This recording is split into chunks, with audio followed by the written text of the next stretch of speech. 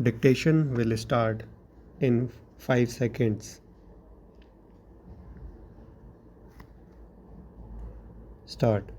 Let us now see how decentralized democracy in the Nagarpalika compares with decentralized democracy in the panchayats. Democracy in village panchayats have two distinctive characteristics. First, the individual voter has a close personal relationship and ready access to the elected representative because, on an average, each punch represents between 100 to 500 voters. Second, each punch has a voice which counts for a great deal in the panchayat. It is the combination of these two factors, the personal contact between the voters and the elected representative, and the importance of the elected representative in the elected body, which is the first essential step towards eliminating the power broker from the polity. In contrast to the three levels of Panchayati Raj, we have so far only had single tier municipal administration. This works fairly satisfactorily in smaller towns because the wards are small and the municipal council compact. However, as the town grows larger, the distance between the voter and his representative increases. The number of members of the municipality also tends to increase. By the time towns grow into cities and cities into metropolises, the medium size of the ward expands to 30,000 and more, extending in the case of one Delhi ward even to 2 lakhs and above. The membership of the corporation also expands to nearly 150 members. To bring democracy in urban settlements closer to the people in the mohallas and the neighborhoods where they live. The Nagarpalika bill proposes two changes. These changes are by no means a radical new departure. They build upon existing informal arrangements and administrative structure in all urban settlements with a population of a lakh or more. We propose the constitution by direct election of wards committees to whom the municipality will devolve local powers and local responsibilities and such finances as are required to carry out their assigned tasks. We leave it to state legislatures to determine the territorial area and size of population which will be served by a wards committee. We would hope the jurisdiction of a committee would be sufficiently compact to give citizens a sense of personal involvement in the affairs of their neighborhood and ready access to the elected representative to deal with their ward level problems. The ward councillor will be a member of the wards committee and will constitute the link between the ward and the municipality.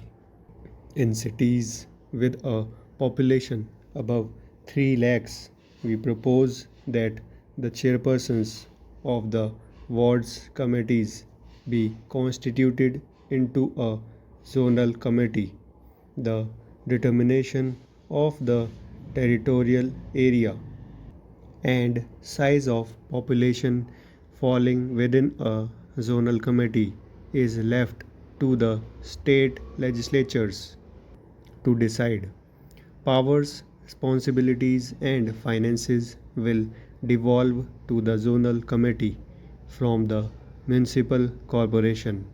A great advantage of the introduction of a two-tier system of municipal administration in the larger municipal councils and of a three-tier system of municipal administration in municipal corporation is that it will leave councillors and corporators free to deal with city level issues with matters of policy such as city wide infrastructure, overall economic and social development, linkages with neighboring municipalities, and economic interaction with the district as a whole. Hitherto, the absence of effective representative local self government has introduced a glaring distortions in our system.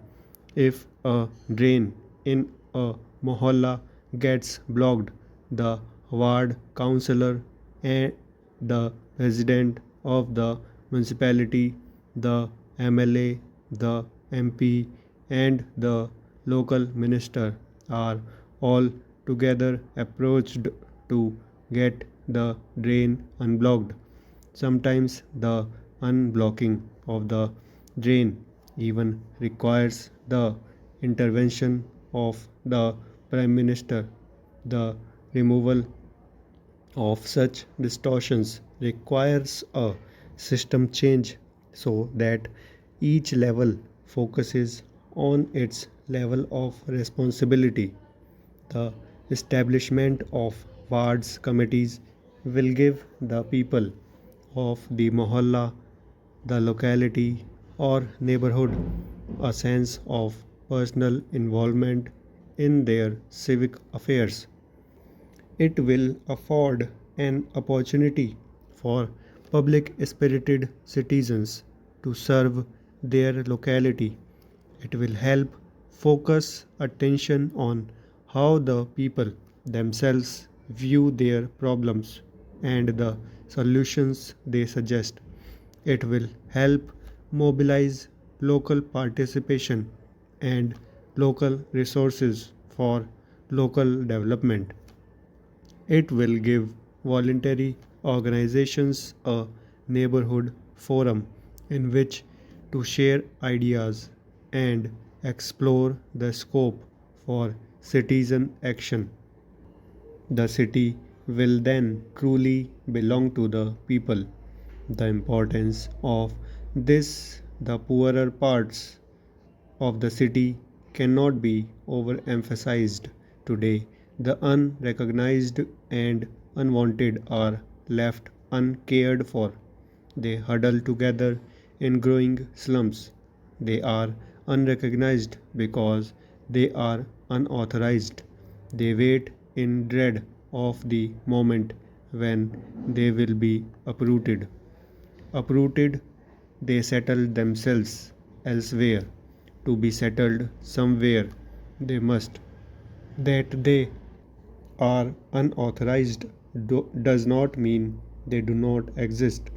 They do, and for their protection, they turn to the slum bully who terrorizes them into submission but in exchange offers a measure of protection. The children of the unwanted are then thrown into the underworld. The wards committee offer these unfortunates a new hope of a new dawn. The mohalla can begin looking after its own. Stop.